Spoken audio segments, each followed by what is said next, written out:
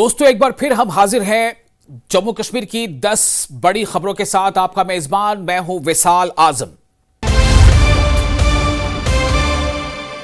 गुलमर्ग में सीजन की पहली बर्फबारी हुई है। पीर की सुबह कुंगडूरी और गुलमर्ग के निचले इलाकों में मौसम की पहली बर्फबारी देखी गई।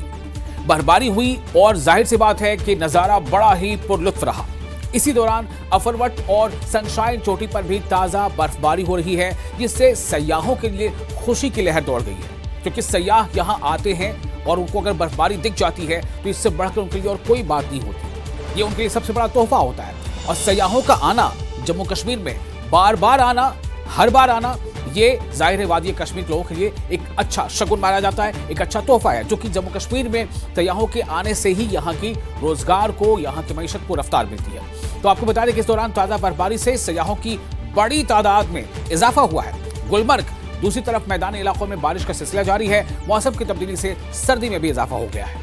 एक बड़ी खबर, इलेक्शन कमीशन ने एक प्रेस कॉन्फ्रेंस में बडगाम और नगरोटा असेंबली सीटों के लिए इंतखाबी तारीखों का ऐलान कर दिया है। दोनों सीटों के लिए वोटिंग 11 नवंबर को होगी और गिनती 14 नवंबर को होगी। जी हां, एक बार फिर बता दें, नगरोटा और बडगाम इन दोनों सीटों पर असेंबली के ज़िमनी इंतखाब होंगे और इन दोनों सीटों पर वोटिंग 11 नवंबर को होगी और 14 नवंबर को वोटों की गिनती होगी, यानी नतायज का ऐलान होगा। नतायज का ऐलान उसी दिन किया जाएगा, यानी 14 नवंबर को। और जम्मू कश्मीर के वज़ीर आला उमर अब्दुल्ला ने 2024 के असेंबली इंतखाबात पे 2 सीटें जीती थी।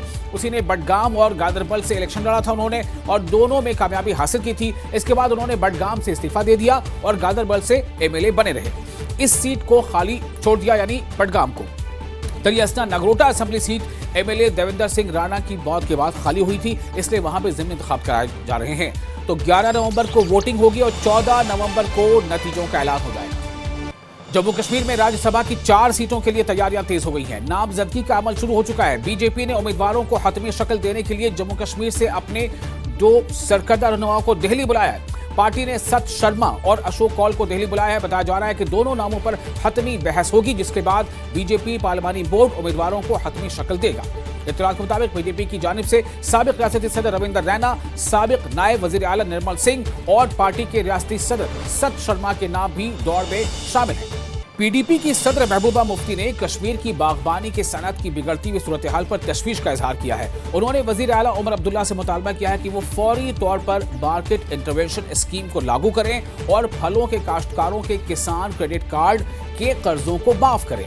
महबूबा मुफ्ती ने कहा है कि जम्मू श्रीनगर कौमी शाहराह और फलों की नकल हमल के लिए हालिया बंदिश से मुतासिर हुआ है। बागबानी के सनत को बहुत ज्यादा माशी नुकसान पहुंचा है। फ्रूट जमा होता रहा और जब वो फिर अल्टीमेटली मंडीज़ में पहुंचा, बहुत महंगा दाम, उसमें ट्रांसपोर्ट का खर्चा आया, तो वहाँ इतना फ्रूट जमा हो गया था कि वहाँ वो कोड़ियों के दाम बिका।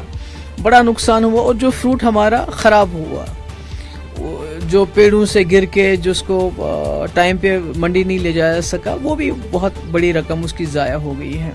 किसान क्रेडिट कार्ड जो है केसीसी लोन है, उसको वेव ऑफ किया जाना चाहिए, क्योंकि अगर आप ऐसा नहीं करेंगे तो ये फ्रूट इंडस्ट्री जो हमारी रीढ़ की हड्डी, ये दम तोड़ देगी पूरी तरह से। ये नेशनल हाईवे थी मगर इतने दिन कभी बंद नहीं रही, और इसमें जब सीएम साहब ने मुदाखलत की तो खुल गई।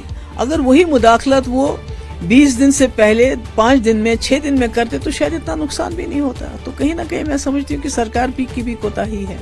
राजौरी में गुज़िश्ता 2 दिनों से जारी भूख हड़ताल बिलाखिर कामयाब हो गई।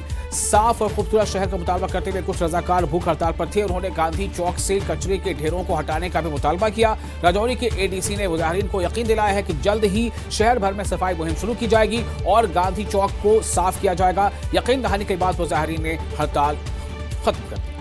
जम्मू कश्मीर प्रदेश कांग्रेस कमेटी के सदर तारिक हमीद कर्रा ने पीर को अपने हल्का इंतखाब का 1 रोजा दौरा किया और मौजूदा तरक्याती सूरत हाल का जायजा लिया। उन्होंने मुताल्लिका अहदेदारों के साथ मौके पर मीटिंग भी की और उन्हें हिदायत की कि वो आवाम से मुताल्लिक तरक्याती और दीगर मसाइल को कम करने के लिए मौसर इक़दाम करें।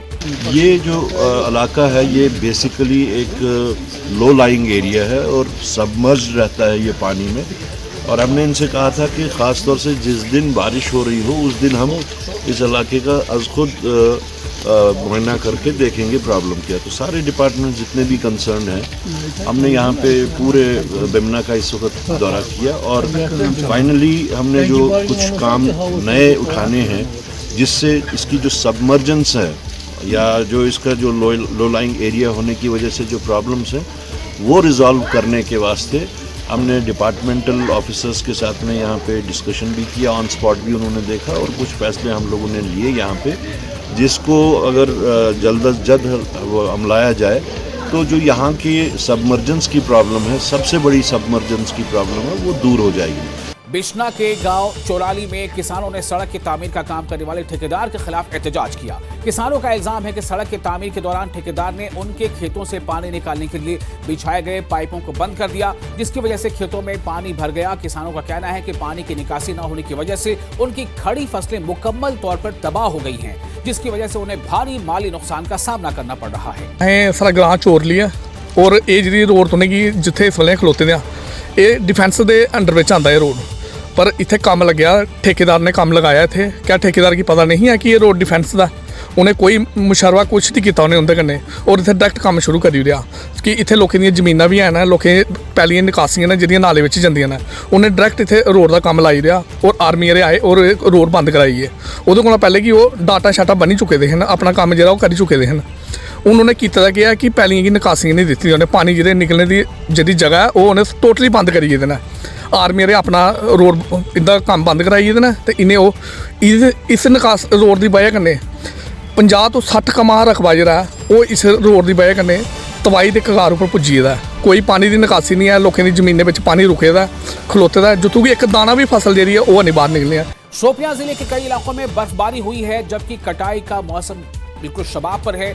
मौसम विभाग यानी महकमे मौसमियात के मुताबिक कश्मीर घाटी के ज्यादातर इलाकों में सुबह से ही बारिश होती रही, जिसकी वजह से फल जो यानी फ्रूट ग्रोवर्स जो हैं उनकी चिंता, उनकी फिक्र काफी बढ़ गई। सोन रूह तो खुदा से अमानत तमिस गि मर्जी सोनी कड़ी कह बचराइन कह डॉक्टर कह हुकूमत बचाइन बह दिमस करोड़ रपी बे रोज वुमरी नौकर बस मेन रब बचावन वोल सुई फजल तो करम करन। कठुआ में बारिश ने एक बार फिर आम जिंदगी को दरहम बरहम कर दिया है। मैदानी इलाकों में वक्फे से होने वाली बारिश ने शहरियों को सर्दी का एहसास दिलाया है। दरियासना बनी के दूर दराज के सियाहती मकाम सरथल में मौसम की पहली बर्फबारी हुई। बर्फबारी की खबर ने मकामी होटल वालों और सयाहों में काफी जोश और खरोश पैदा कर दिया।